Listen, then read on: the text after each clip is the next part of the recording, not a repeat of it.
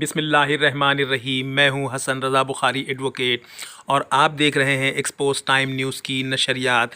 پورے پاکستان میں بالخصوص کراچی میں کرونا وائرس میں کمی دیکھی جا رہی ہے، لیکن ایک اور حملہ آور ڈینگی مچھر جو کراچی میں وارد ہو چکا ہے اور تیزی سے پھیل رہا ہے۔ ایسے میں حکومت سندھ یا ایڈمنسٹریٹر کراچی یا کے ایم سی کے دیگر جو زیڈ ایم سی کے ادارے ہیں، انہوں نے اب تک پورے شہر میں بالخصوص اورنگی ٹاؤن میں کہیں بھی ان وائرسوں سے چھٹکارا پانے کے لیے کیمیکل کا استعمال نہیں کیا ہے۔ انہیں چاہیے کہ فوری طور پر اسپرے کروائیں تاکہ ان مچھروں کا خاتمہ ہو سکے۔